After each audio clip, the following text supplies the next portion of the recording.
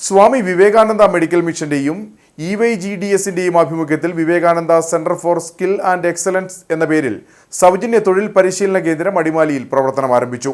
പരിശീലന കേന്ദ്രത്തിന്റെ ഉദ്ഘാടനം അടിമാലി ബ്ലോക്ക് പഞ്ചായത്ത് പ്രസിഡന്റ് സോമൻ ചെല്ലപ്പൻ നിർവഹിച്ചു. പിന്നോക്ക ജനവിഭാഗത്തിന്റെ ഉന്നമനം ലക്ഷ്യമിട്ടാണ് കേന്ദ്രം പ്രവർത്തനം ആരംഭിച്ചിട്ടുള്ളത്. ആദിവാസിയിടങ്ങളിലെ ആളുകൾ ഉൾപ്പെടെ പിന്നോക്ക ജനവിഭാഗത്തിന്റെ ഉന്നമനം ലക്ഷ്യമിട്ടാണ് സ്വാമി വിവേകാനന്ദ മെഡിക്കൽ മിഷന്റെയും EYGDSന്റെയും ആഭിമുഖ്യത്തിൽ Vivekananda centre for skill and excellence എന്ന പേരിൽ സൗജന്യ തൊഴിൽ പരിശീലന കേന്ദ്രം ആരംഭിച്ചിട്ടുള്ളത്.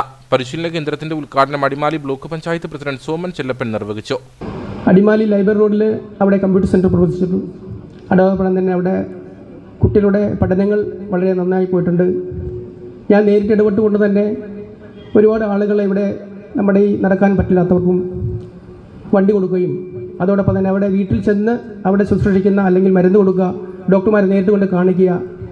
ഞാനൊരു സ്ഥാപനത്തിൻ്റെ മേധാവിയാണെങ്കിൽ പോലും ഞങ്ങൾക്കൊരു പരിമിതികളുണ്ട് എന്നുള്ളതുകൊണ്ട് ഇങ്ങനെയുള്ള വിവേകാനന്ദയെ പോലുള്ള സ്ഥാപനങ്ങളിൽ ഏറെ കൂടുതൽ, അതുകൊണ്ടാണ് ഇവിടെ പരാമർശിച്ചതുപോലെ തന്നെ ഏറ്റവും കൂടുതൽ ആദിവാസികൾ താമസിക്കുന്ന പഞ്ചായത്താണ്, ബ്ലോക്കാണ് എന്നുള്ള നിലയിൽ അവർക്ക് വേണ്ട സേവനങ്ങൾ അടിമാലി താലൂക്ക് അതിലുപരി എനിക്ക് കുറ്റം പറയാൻ പറ്റത്തില്ല. എന്നാൽ പോലും ഈ സേവനങ്ങളെ എനിക്ക് മറക്കാതിരിക്കാനും പറ്റത്തില്ല.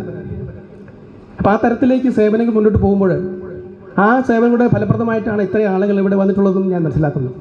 അടിമാലി 200 ഏക്കർ കാവുമോളയിൽ ബിൽഡിംഗിലാണ് കേന്ദ്രം തുറന്നിട്ടുള്ളത്. കമ്പ്യൂട്ടർ, തയ്യൽ, ഫാഷൻ ഡിസൈനിങ്, PSC പരിശീലനം, ബ്യൂട്ടീഷ്യൻ, ഹോം നഴ്സിംഗ് എന്നീ വിഷയങ്ങളിൽ പരിശീലനം പൂർത്തിയാക്കുന്നവർക്ക് കേന്ദ്ര ഗവൺമെന്റ് അംഗീകൃത സർട്ടിഫിക്കറ്റും ലഭ്യമാക്കും.